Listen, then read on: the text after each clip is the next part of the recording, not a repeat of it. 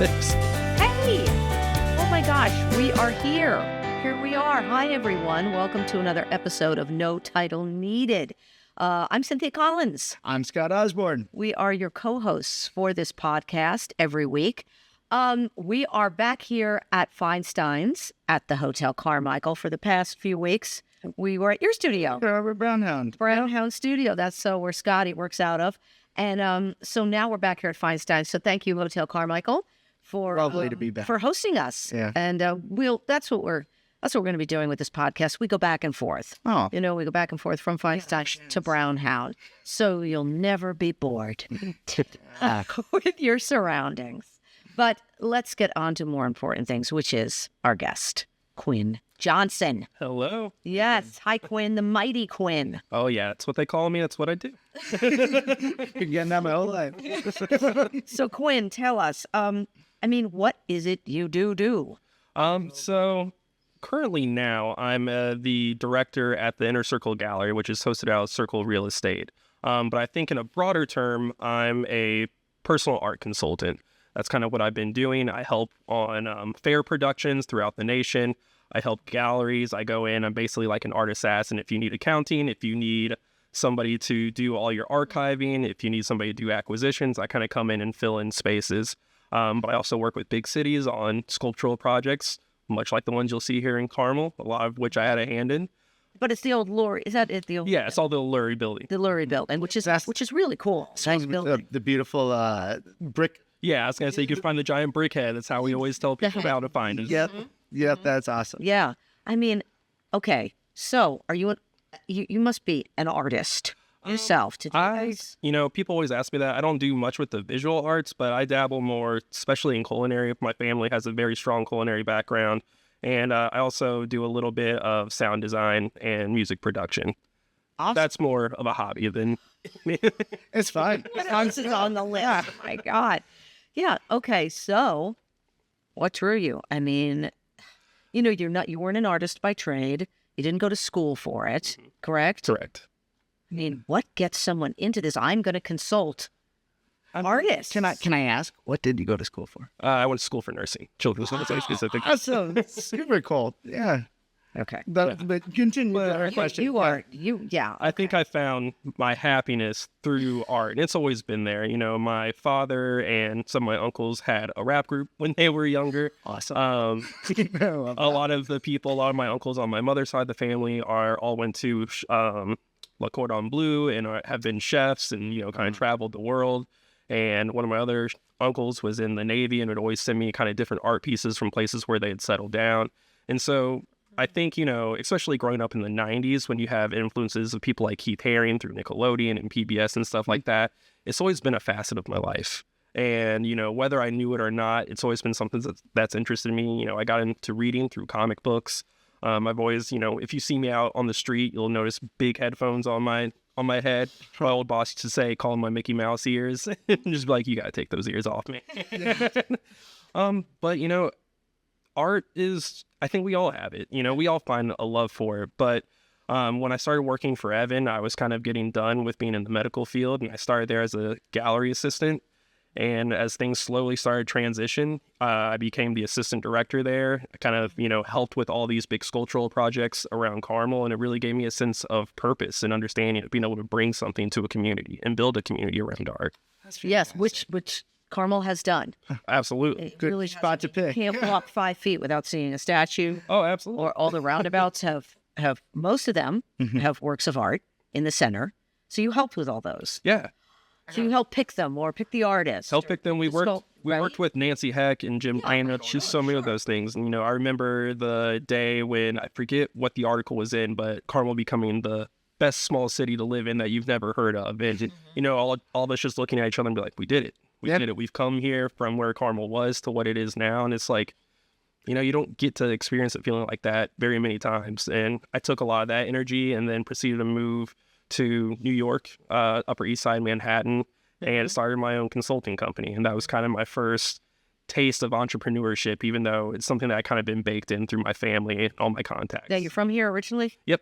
Broadwell area. Awesome. Okay. And then you went to the city. Mm-hmm. Okay. And so how long were you in the city? About 8 years. Yep. And then I moved back last September. Okay. I got to take you back a question. Would you say comic books were one of your original passions on art? Absolutely. Not a Mine as well. I would not be drawing if it wasn't for Spider-Man.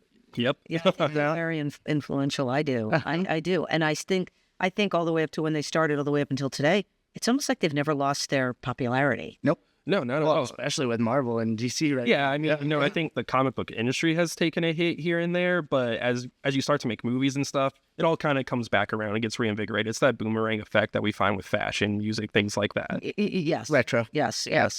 Yeah. You know what? When you had all these things, right? Well, first thing, family holidays must be an absolute, like, I can't even imagine the food. It's incredible. I You might as well be at a Michelin star. It's like, when is Thanksgiving? When is New Zealand? When is right? Oh my God! I mean, it's got to be outrageous. Oh, yeah. But we've had all these things, right? I mean, how do you choose? Did you just get so? Was the nursing profession really hard? Yeah, I was an EMT, paying my way through school before that, and you just, it becomes impossible to not take work back home with you.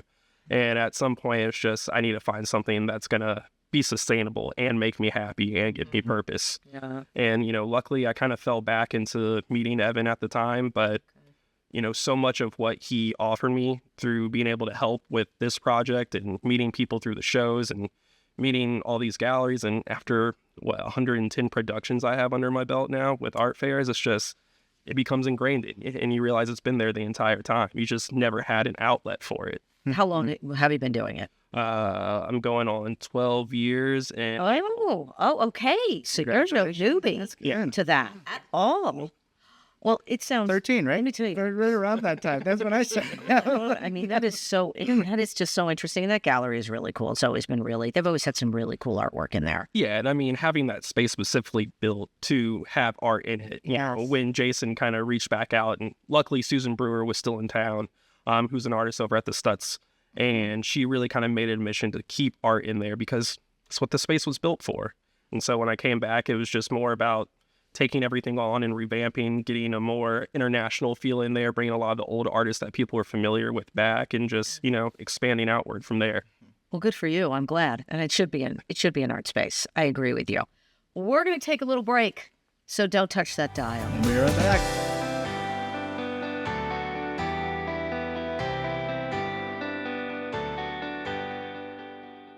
Thanks.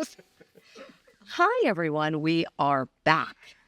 Good to be here. It is, isn't it? Yeah, I love it. I do too. And we're back with our new pal, Quinn Johnson, who basically has done everything. So, but for the past 12 years, he has been an art consultant. And you are at the Inner Circle Gallery right on Main Street there, which was the Lurie. Still, the Lurie is on the building. Yep. The name is on the building. And he has stayed an art gallery, like we were just saying, which I think is fantastic because it is the arts and design district. Yes, absolutely. Right? I meant to get to talk to you a few times after this. I will stress, though, that it is run from Circle Real Estate. It's just, the owner, Jason, really felt strongly about having that community attachment to the art as well. And so it's really through him that we've been able to keep it a gallery and give a gallery presence. Good. Thank you, Jason. Good for him. Go, Scotty. All right. So what's next for you? What are you thinking you're going to be? What's your direction? Well, I recently just finished consulting for the new Intercontinental Hotel downtown, and I think I'm starting to foray more into those bigger curatorial projects like that.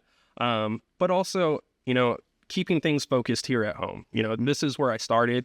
And at first, when I came back, I had this idea of maybe going to Broad Ripple because that's what kind of, cultivated my love for art. As Good art scene. Yeah.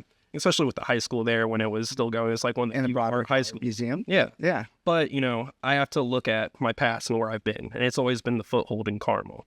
And, the city's transitioning, has an exciting new transition coming with the new administration. And so I think it's important that we just keep building and fostering the art community here. And I think it's going to be a lot in the hands of the community to do that. So, through projects like Create What You Crave that we host over at the gallery, we have a focus on bringing the creative community together, doing a lot of problem solving and talking about the things that stand in the way of some artists, continuing forward on their path, bringing in new people that might be a little bit intimidated about, wanting to become an artist, and just talk about solutions and, source collaboration with other people that are either just starting out or have been doing this for 20, 30 years. Right. Right. I think it's very important. You're right. In the community, what do they want? What do the people of the community want in their city? Exactly. And I'm surprised, I always get surprised out here in Indiana how many visual artists there are, and how I'm always, pleasantly surprised. When Evan and I were going and doing all these fair productions, after, the number I dropped was somewhere over 100, but every time without fail, when you have Carmel up there, they're like, oh, Carmel by the Sea in California? It's like, no, Carmel Not by the Carmel. Core. Not Carmel. Not Carmel by the sea, Carmel. Yeah. And we just call that Carmel by the Corn, and people are like, they're making art like this out, and like, you have Carmel by the Corn. I love that. I love that. It's like, yeah, to say that you have art like this out there, it's like, of course, think of every artist that whether it's from some small, town in Europe or just, out in the smalls of places in Chicago and Detroit. It's like, obviously, there's going to be artists everywhere. And all we're trying to do is highlight them. Yeah, most of the good ones lock themselves in a room anyway. Exactly. Yeah, it's a very private, Endeavor. Yeah. You pour so much of yourself into your work, you got to kind of live with yourself for a while. Yeah. And that's always been the job of the consultant, the gallerist, is to kind of be the front-facing part of that artist, while the artist gets to just remain the creative.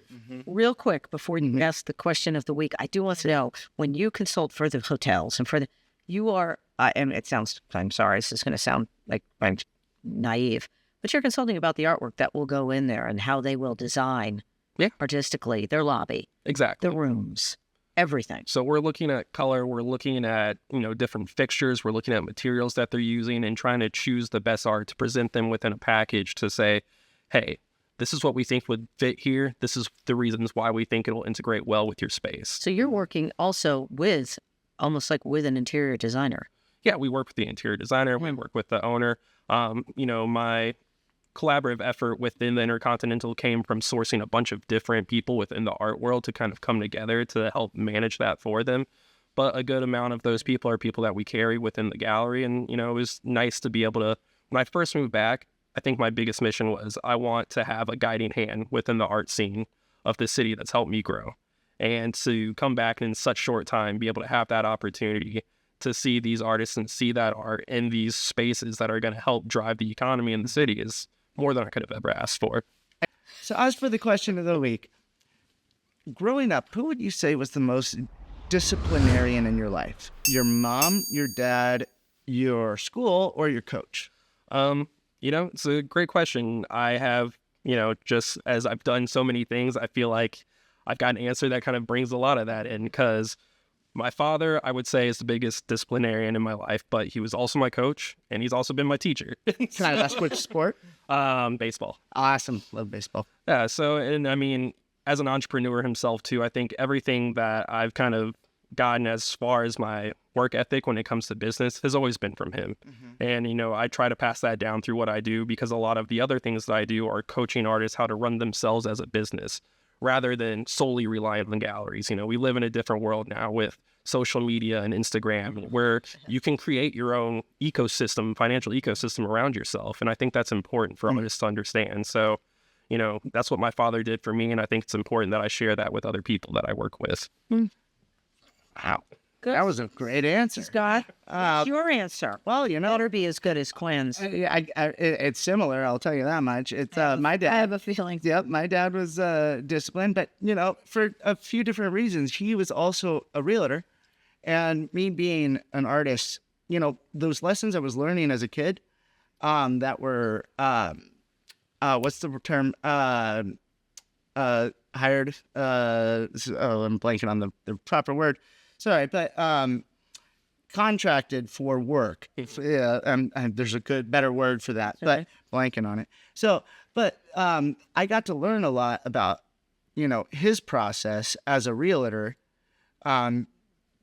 through my process as an artist, and each one being a contract every single time, and you're an independent contractor. That's what you are. You're an independent contractor. I was looking for earlier. Yeah. But I learned a lot from his discipline, the thing that he was constantly approaching, and tried to apply that. But he's a lot better at it. Yeah, it was my mom. My mom was disciplinarian. My father, they both disciplined, but my dad was much more laid back, not so aggressive. My mother was more of a out there, and so they both of course disciplined, but she was more so than he was. Yeah. Oh yeah. Yeah. They weren't major. Yeah, I mean, Major hard on me. even for my dad, like I call him the disciplinarian, but like he was the type of person that I'm gonna put the fear of God in him one time, but he's never gonna act out that again. The mother could scare you, like she could scare me a little bit. My dad never really scared me. You know what I mean? I think I got the belt. Exactly, that's all he took. She could feel a little bit of the fear of God. I think every once in a while that's okay for kids. Absolutely. Just a little bit. Because but anyway, all right. Well, thanks everybody for joining us. No title needed. Cynthia Collins, Scott Osborne, and our pal Quinn Johnson, and go over to the Inner Circle Gallery on Main Street. Check out the artwork there. Check out the artwork everywhere on Main Street. That's not the only gallery. Again, though, he's got the coolest landmark to find his gallery. Yeah, it's a great building, but check out all the arts in Carmel, the visual arts and the performing arts, and the cabarets, which are a form of performing arts, right here at Feinstein's at the Hotel Carmichael. Come on over here, see a cabaret show. It's a lovely space. They get some great headliners here, and I think you'll have just a really nice evening. So thank you, Hotel Carmichael. Thank you, Quinn. And we'll just thank each other. We'll just thank each other. And we'll see you next time. Bye. See you guys later.